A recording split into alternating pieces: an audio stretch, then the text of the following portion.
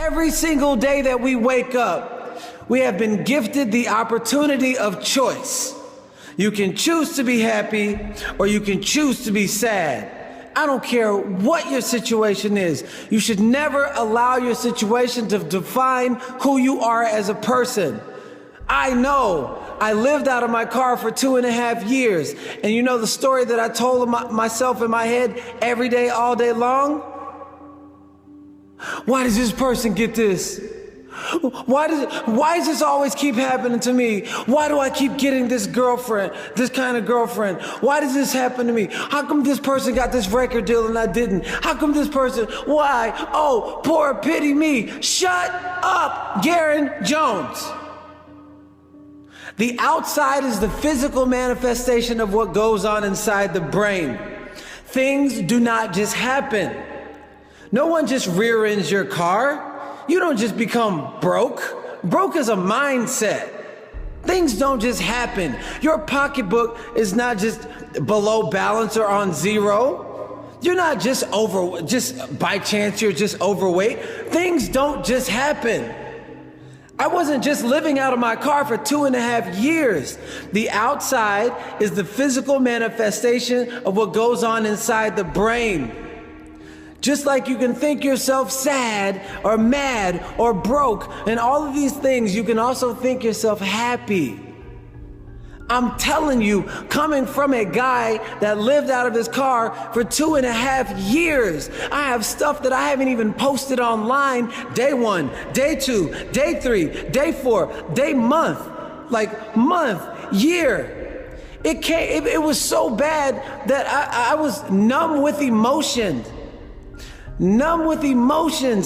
crying myself to sleep in my Jeep. How does a guy with so much passion live in his car for 2.5 years? It was all because of me. I deserved to live in my car. I deserved to be broke. I deserved not to have the opportunities that I should have been getting. And they weren't for me. But I'll tell you what was for me. I woke up every day with an opportunity to choose different. If you want something different, you have to do something different. It's that simple. You want something different in life, you have to do something different. In the 18th century, there was something that spread across Europe and eventually made its way to America called puerperal fever, also known as the Black Death of childbed. Basically what was happening is women were giving birth and they would die within 48 hours after giving birth. This Black Death of childbirth was the ravage of Europe, and it got worse and worse and worse over the course of over a century. In some hospitals, it was as high as 70% of women who gave birth who would die as a result of giving birth. But this was the Renaissance. This was the time of empirical data and science, and we had thrown away things like tradition and mysticism. These were men of science, these were doctors. And these doctors and men of science wanted to study and try and find the reason for this Black Death of childbed, and so they got to work studying, and they would study the corpses of the women who had died. And in the morning they would conduct autopsies, and then in the afternoon they would go and deliver babies and finish their rounds. And it wasn't until somewhere in the mid-1800s that Dr. Oliver Wendell Holmes, father of Supreme Court Justice Oliver Wendell Holmes, realized that all of these doctors who were conducting autopsies in the morning weren't washing their hands before they delivered babies in the afternoon. And he pointed it out and said, "Guys, you're the problem." And they ignored him and called him crazy for 30 years. Until finally somebody realized that if they simply washed their hands, it would go away. And that's exactly what happened. When they started sterilizing their instruments and washing their hands, the Black Death of childbed disappeared. My point is, the lesson here is, sometimes you're the problem. We've seen this happen all too recently with our new men of science and empirical studiers and these men of finance who are smarter than the rest of us until the thing collapsed. And they blamed everything else except themselves.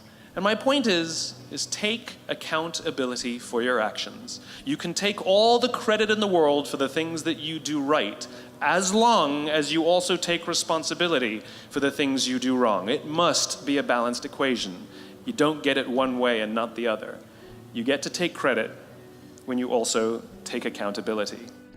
But what you really need to do is think about what is the smallest possible test that I can run for this idea, for this concept, for this theory, get it out there and get customers using it. Because your customers are going to be the ones to tell you if it's really working or not. I think that what I took from the film, to me, that was interesting, because again, it's my life and it's been 35 years of just living, is it's kind of really sucked at times and how hard it's been. I know it's been hard, of course, but to be good at anything is hard. I mean, I'm sure everybody in this room and anybody watching thinks like, my life's been hard too. It's true. And if somebody were to put a documentary together about your life, it would probably be similar, and that life is hard. It's what you do with it. The best piece of advice that I was given when I started my modeling career was make sure that you okay, so there was a lot of things that were given to me, because, you know, everybody likes to give you advice.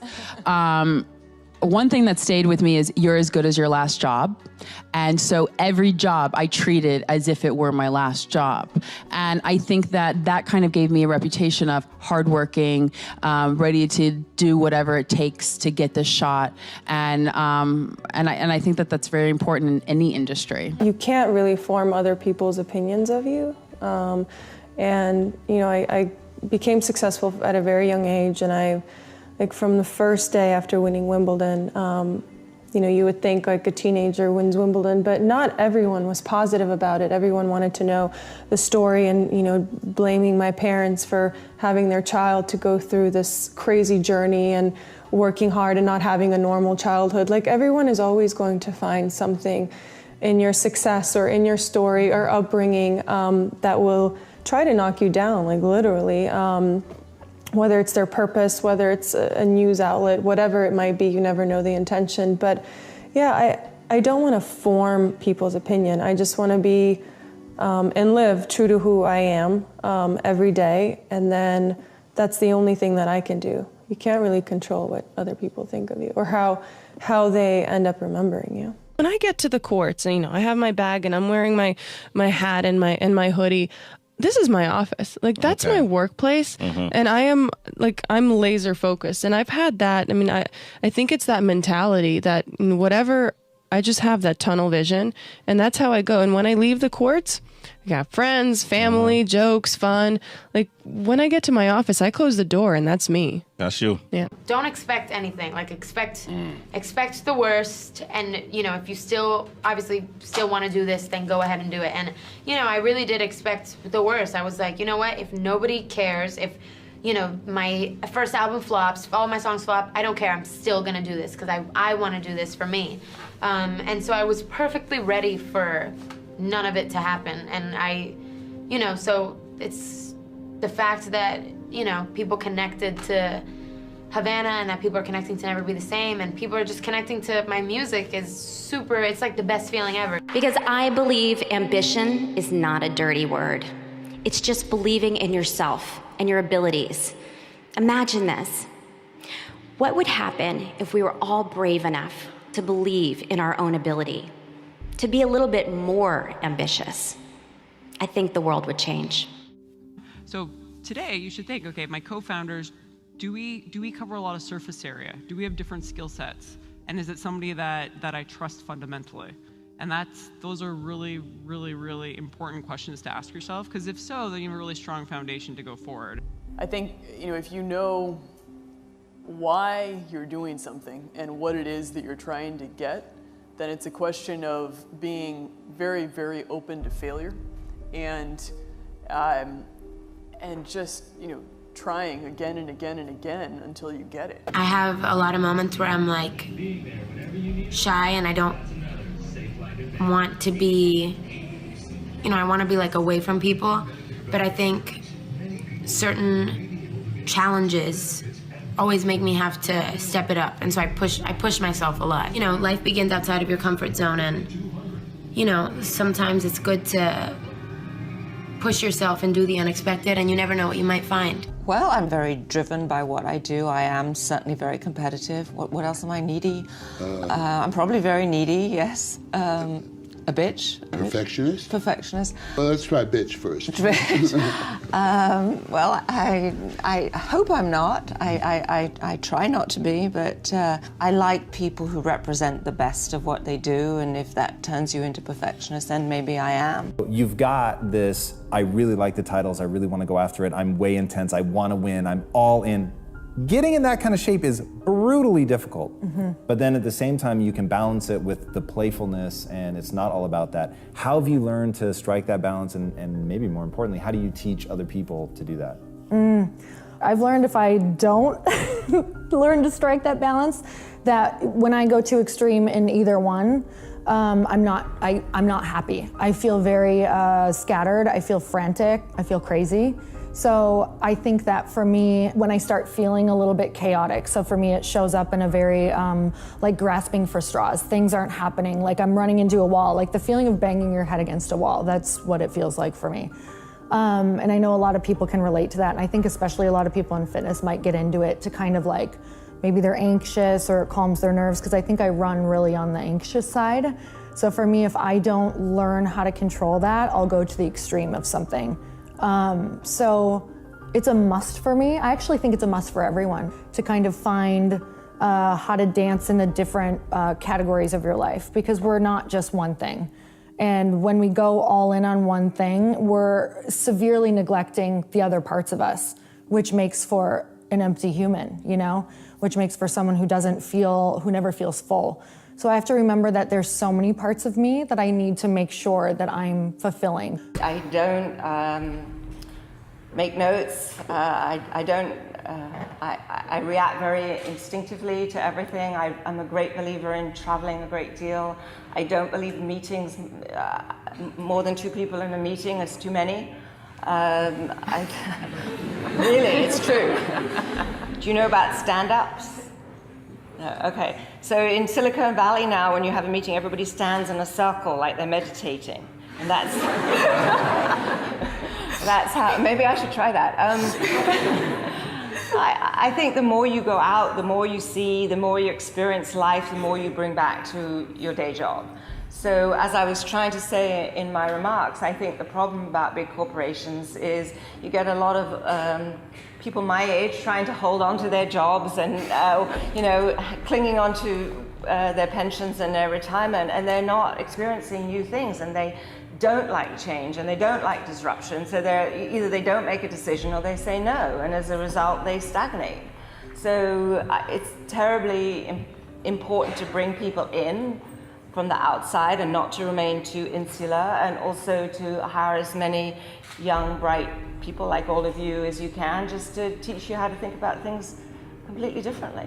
I think all of us at Vogue are always looking for talent, and we're also looking for someone who has a head on their shoulders and understand that being talented is obviously important, but that you also have to have a sense of business, and that being creative and commercial are 2 words that can work together. Goals continue to change and to continue to get bigger, and I think as I sort of reach certain milestones, certain accomplishments, it only makes me realize that I need to dream bigger.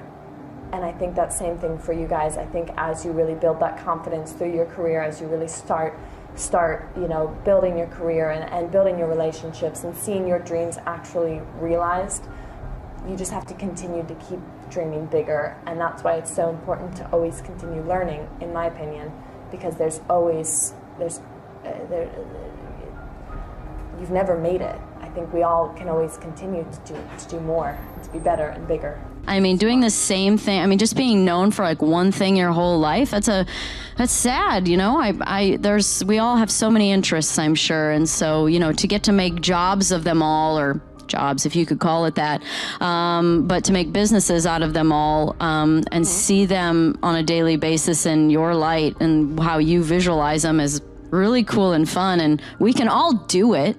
We all can do it. So many people are so afraid to try something because they're like, oh, like I can't leave my job because I have to pay bills, or, it's like, well, start small then. But don't say you can't, because as many times as you say you can, you're not going to.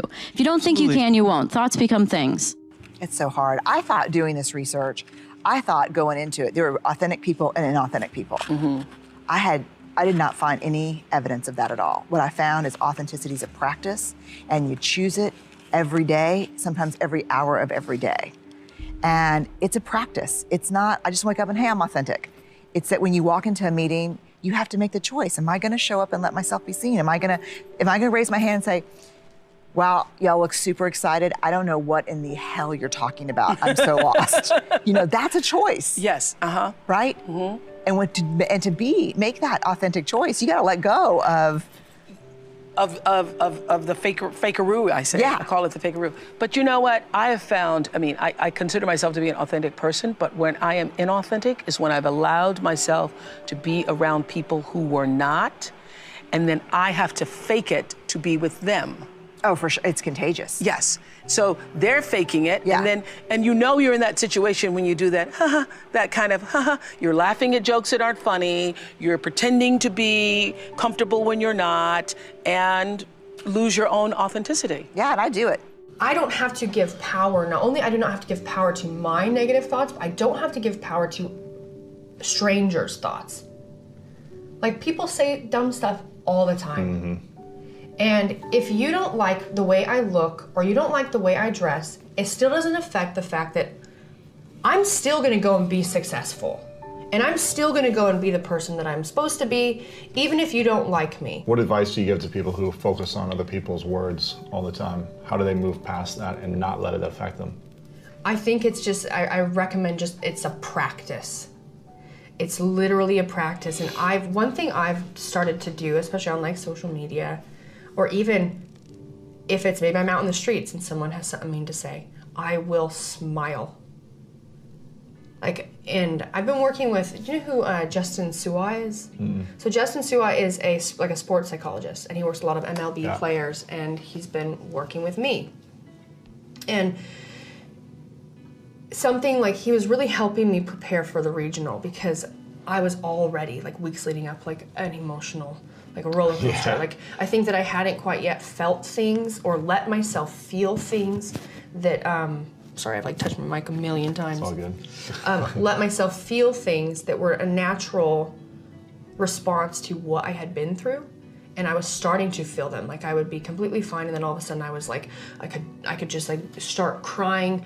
My body, I felt anxiety in my body, like not just in my heart or my soul or my head. It was like physically in my legs, in my arms. And something he talked about was like, every time, if I have a worry or a stress, or maybe I have like a negative thought about my own performance or something come into my head, it's like, just like smile at it and let it go. And I do that, and I do it physically. I think about it. I remind myself that it really doesn't matter. And we have thoughts all day. We have thoughts all the time. And one of the best things someone told me one day is, they said, think of it as like, okay, the birds, what they say, birds that fly over your head, we have no control over them. But what we can control is if we let them build a nest in our hair. So it's like, we might have these thoughts, or people might say some things, but we can just let them go. And if we, pay attention to them or give them power, that's when it's just gonna start like stirring. It's just gonna create problems. And so I definitely am practicing it all the time. Yeah. And practicing celebrating myself a little bit more. I'm not super great at receiving compliments. or talking about myself for the matter. And I think that's also stuff that I dealt with, like with the imposter syndrome type thing. Like I know that I'm doing a lot of really amazing things and having great opportunity. And it's not because it's just like, because I'm a fluke and people are like, for a second think I'm, qualified. It's because I am doing things. It's because I am good at business. It's because I am good with people. It's because I do work hard for my goals. I do want to help people. I do love making people happy. I love building businesses and working with teams of people that want to be successful and make changes and differences. That's all real. And so I'm getting a lot better at not only letting things go that will only cause grief, even though that grief won't make a difference in if I wake up and get out of bed tomorrow. I might, like that, and that's the thing too, it's like realizing, well, is that gonna change what you do? Like tomorrow, are you still gonna get up? You're still gonna get out of bed? You're still gonna go to work?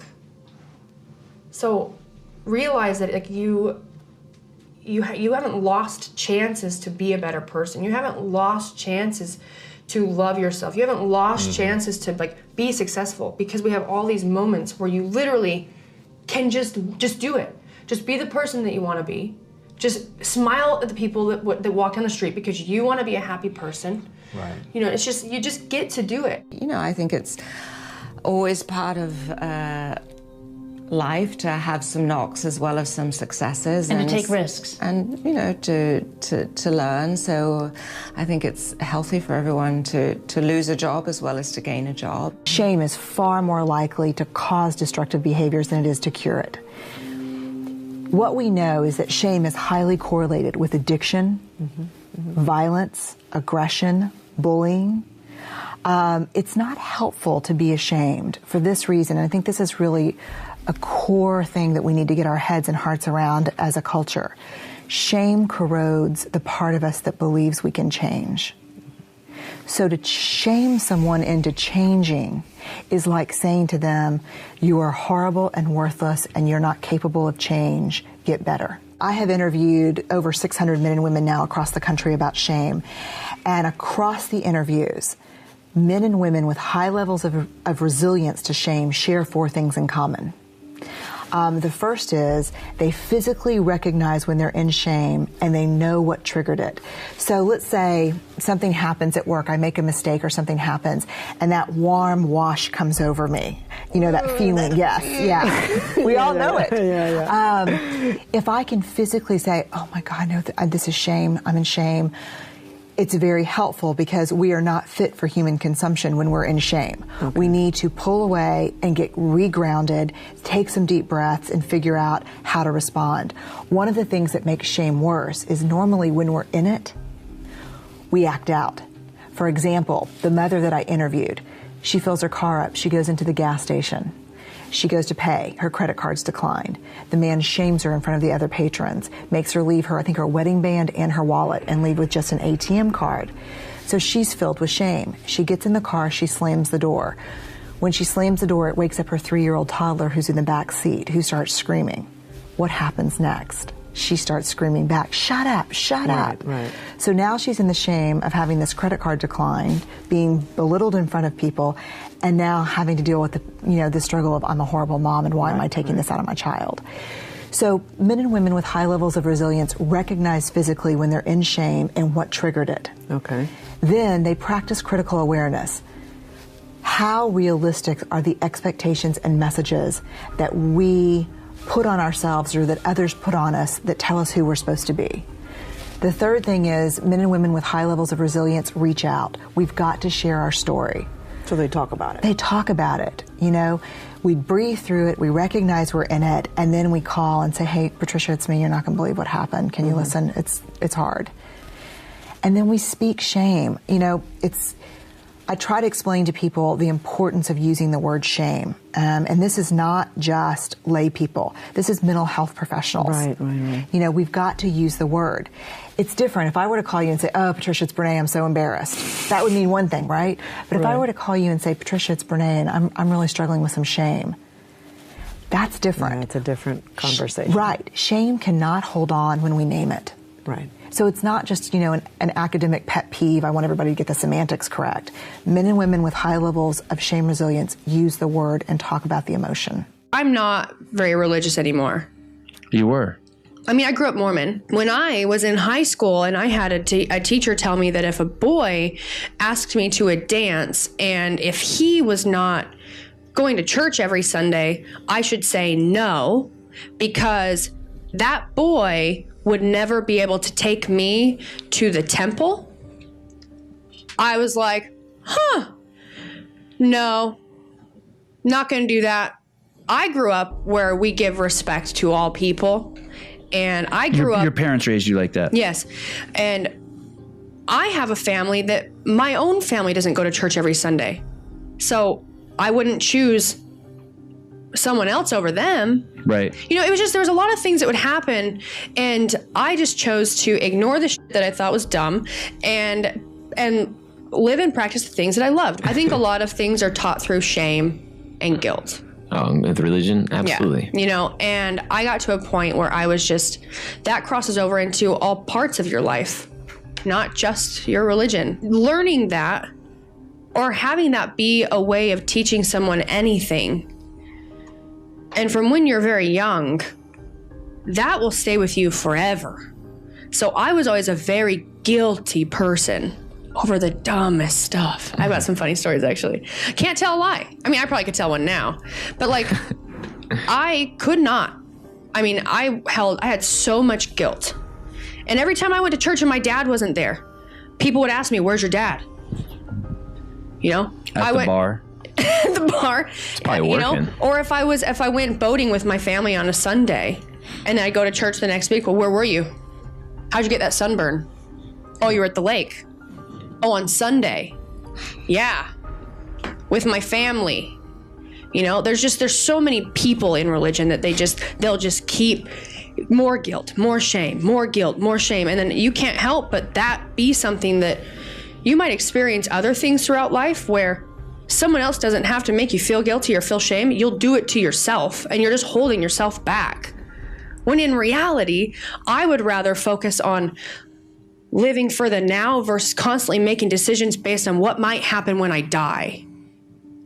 And that's where things changed for me. You realize along the way, or once you've won something, or once you've made a lot of money, it's like if you don't enjoy the journey, that moment is so fleeting. It's gone in a second. And if you don't have the inner mindset of loving yourself, of loving who you are, of loving what you do, of wanting to make an impact, of wanting to help others, of wanting to improve someone else's life, like that, it's honestly the most empty feeling if you think that's the only thing. And I remember I had this moment. I had worked so incredibly hard. It had been like 6 years of competing. Some people compete and win right away and they get these covers and that's just what I thought would happen. And 6 years later, I'm still not winning, not getting covers, nobody's noticing me. And finally, actually that year something shifted for me. The year that I won, swept everything. And what happened is the year prior to that, I had started training other people, go figure, training them for stage, really training them a lot in my studio, really wanting other people to win, making their wins my win. And what happened is their journey became so much mine, and I became so just immersed in making someone else's life better that next year, it was like I was so fulfilled and happy, and that just radiated. I knew that my purpose wasn't just the body. I knew that my purpose was so much bigger than this one thing, that all of a sudden I showed up on stage as a totally different person. Literally, people were like, "Who are you? What happened?" And I had this moment of I let go of thinking this was everything, and I actually learned that the journey is about helping other people. It's about, really loving what you do and who you are, but loving the fact that you get to do what you love for other people. And that it literally flipped on a dime for me. And that was a moment of, wow, it's never about the titles. Those things are amazing, don't get me wrong, I love them, I'm not gonna lie. But if you don't do both, if you don't use them or use them as a platform for something, they're gonna be really empty because they're just a moment. When you're asleep, ladies and gentlemen, you need your dreams. I'm here to tell you that when you're wide awake, you also need your dreams. You must have your goals. You'll never make it as a wandering generality. You must become a meaningful specific. If you're going to work tomorrow because that's what you did yesterday, you're not going to be as good tomorrow as you were yesterday because now you're 2 days older and no closer to the goal which you do not have. You can't make it as a wandering generality. What is your best piece of advice for the next generation's influencers? I think it's really to be true to yourself and listen as much as one is able to other people whose opinions you respect and look up to, but in the end, it has to come from you, and you can't really worry too much by looking to the left or to the right about what the competition might be doing or other people in your field might be doing. It has to be a true vision. Start checking in with your thoughts and how you're feeling each day. So outside of a gratitude practice, which I'm going to kind of talk about as well, this is probably the #1 fastest way that you can start changing your life. And I'm going to tell you about the ripple effect that happens. So it's checking in to see where you're at. What emotion are you feeling in that moment? So if you wake up in the morning and you're anything like me, I don't necessarily wake up in the best mood at all. So I really need to start figuring out how to up level my feelings, right? Because our feelings are the best indicators of what we're attracting, what we're going to attract that day, how we're going to feel, maybe what's going to come into our life, who we're going to end up talking to. Because truly, I know that we are all on we're all vibrating at a different frequency. So if you are a really positive, excited, happy person who knows that great things are gonna come your way or who's always thinking positive, you're gonna attract that same type of person. And I can see this through my life as I've really started to up-level my life and my thoughts and my business, the people that are being drawn to me. So you really do, it really is like attracts like. So what we want to do is we want to get you into that mode, right? Those people that you're like, wow, they can just walk into a room and you just feel their energy. They're just vibrating so high, or maybe they're just always so happy, or they always, you just want to be around them because you want a piece of what they have. So how do we get there? How do we become one of those people when you wake up in the morning? Maybe if you are at a low point or you're thinking about all the things that you have to do that day, what is a thought or what is something that you can do to get yourself to the next best reachable thought? So I don't want you to think that you have to go from 0 to 100 in that split second. It's basically going from 0 to 5 to 10 to 20 to 50 and working your way up. So it's one thought at a time. So maybe you wake up and you just say 3 things that you're grateful for every single morning. You let yourself really experience being grateful for it. Really think about why you're grateful. And then what you're gonna do is as you mosey down the stairs to get your cup of coffee, you say 3 more things you're grateful for. Or I'm so grateful that I have a job today because of what it allows me to do. And you really start letting that sink in. And you think of something that maybe you're excited about, something that you could create, something that you love about yourself. It's this constant up leveling of your thoughts. So it's guiding your thoughts, right? So instead of just being mindless, which what happens, we're imperfect human beings, right? So when we're mindless and when we don't guide our thoughts, they're gonna go to chaos. They're gonna go to craziness. They're gonna go to overwhelm because life is crazy. And we're constantly getting sidetracked. We're constantly getting distracted. It's literally people's full-time job on TV, on Instagram, on whatever we're doing to distract us, right? They want us to be their consumer. They want us to be completely distracted. They want us to go to this fast food place, do this thing, do that thing. So we need to bring it back to a mindful place. So really that's what we're doing when we up-level those thoughts is how do you bring it back from crazy town? So bring it on back and then guide it to that next best thought, right? Because the next best thought is going to attract another good thought, attract another good thought, and attract another good thought. It took a couple months to realize, I was 17 at the time. I just finished high school 2 months earlier and I'm now living in Melbourne. I was playing catch up really quickly anyway. I was living on my own in a new city where I'd never met anyone, 2-hour flight away from anyone I knew. And I had no money and I was just trying to find couches to sleep on at that point. Plus before you're 18, you can't like sign up and get electricity bills and stuff like that. So no one would rent a place to me. I didn't have any money. The whole thing was like, I was just trying to like keep my head above water at that point. And then once it settled in, I kind of got settled there, and I was working constantly. Then that's when I thought like, oh, yeah, I've seen people make the jump from here to America. So my choices are either stay on, be good enough to stay on this show for decades, the way some cast members have, which, you'd have a lovely life in Melbourne, or you screw it up and you get fired, which I obviously didn't want to take that option, or try and make the transition to the American industry, try and move to LA and do pilot season, as I had seen a few cast members do at that point. So that was my goal. Any fear when you made the flight? Yes, but it wasn't as scary. Yes, definitely, but it wasn't as scary as that first move to Melbourne.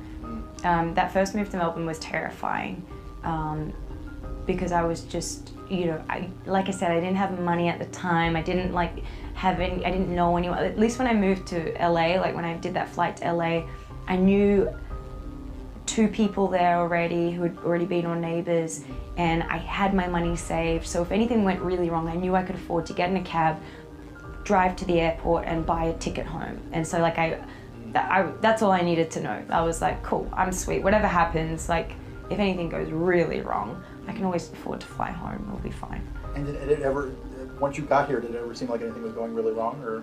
Yeah, there's obviously like the ups and downs and like the crazy, as anyone who's moved to a new city before, I'm sure they've had crazy experiences. So I had all that for sure. But no, it was fine. It would have had to take a lot to make me fly home. I was like, I will not be a failure. I came here and I'm not going home until I've made it in this business. So I feel like when you undertake any big task, you kind of have this crisis of faith in yourself, and you're like, I can't do it. I just can't. So I had that, and for a brief moment, I was like, I guess I'm not going to do the role. I can't do nudity, and I would never be good enough for this anyway. And then the thought occurred to me, oh, I guess who's going to play it then? And then that just infuriated me, the thought of someone else playing my role. I was like, well, they couldn't possibly do the role. No, I have to do it, because no one else could possibly do the role. Yes, I had my moment of my crisis of faith. One night, Chris had gone to bed. I'd been struggling. We still had all the same problems. We still had a lien on the house, still facing bankruptcy, still fighting like crazy. I was still unemployed. They still hadn't figured out like the solution yet for the business. And I was about to turn off the TV, and there on the TV, there was this rocket launching, and I thought, oh my gosh, that is it. I am gonna launch myself out of bed like a rocket ship, like NASA, right here, had launched me out of that bed. And I'm gonna move so fast that I don't think. I'm gonna beat my brain. Now, here's a really interesting point. I talk a lot about your instincts and inner wisdom.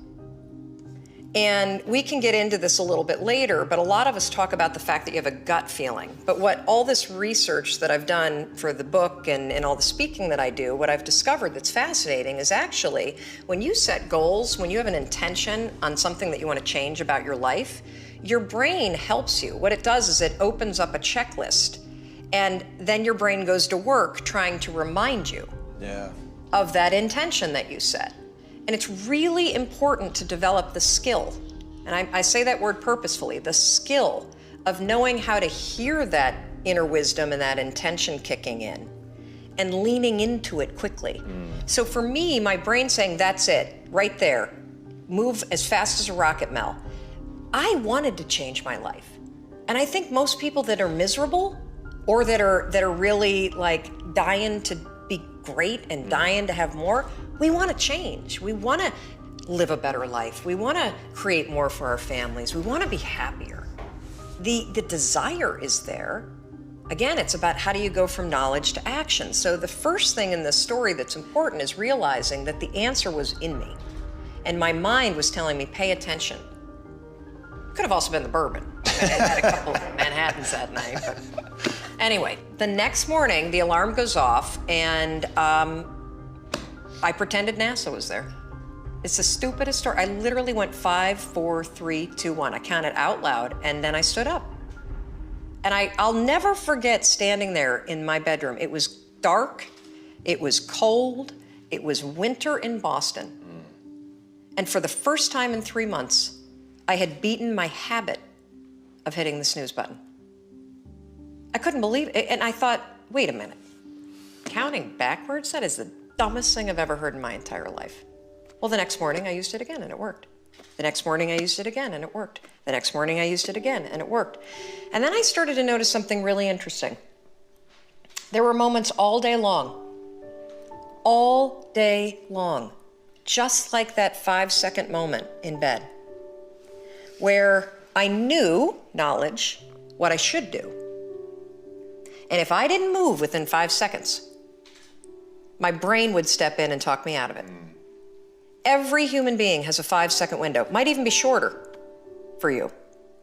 You have about a 5-second window in which you can move from idea to action before your brain kicks into full gear and sabotages any change in behavior.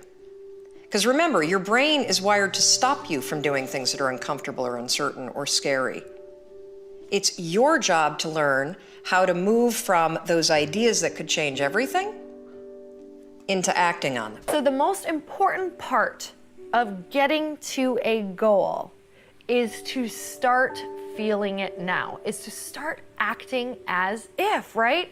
If you want to be that leader, if you want to be that author, if you want to be that painter, all it takes is one action, and you truly are in the process of becoming it. So it's funny that I am literally basically done with the book, and I'm like, can I call myself an author yet? I've written a book. Of course, because you have taken the action, you're doing the actions. There is no final anointing of anyone. There's no ceremony, there's no fireworks. You just start acting as if and feeling it and envisioning it and picturing it. And soon enough, you become it, right? So everybody starts somewhere. So whether you are a famous ballerina or an Olympic swimmer, they all started somewhere. They all had to take that first class. They all had to take that first leap into the water, right? And at what point can you start calling yourself a swimmer, a dancer, an author? It's the second that you start taking action and you start thinking it and you're feeling it, right? It's about embodying it. So my biggest tip for you is to start seeing yourself as that person and start taking the small actions of being that person that you want to be. That's the only thing that is separating you from actually being it. So you have to act as if in order to really start getting that ball rolling, and all of a sudden you are. You're only gonna go as far as you think you're worthy. I can push, you can push, you can have the greatest product, but if you don't feel worthy, you will work hard to sabotage that relationship. You don't know Every you're day doing you it. will. Right. You don't know you're doing it. You just think these are the things I need, and you're driving that guy away. You're driving that woman away because your self-worth says they weren't gonna stay forever anyway. Or self-worth around money. You have a cap that you feel like you're worthy of $1 million. You will always get to 999,000 and you will stop because your Right. self-worth says it. What's a good exercise or process that we can follow on a daily basis, maybe something simple, to enhance our enrichment Absolutely. and worthiness? Absolutely. I did this for 6 months, every single day right after I brushed my teeth.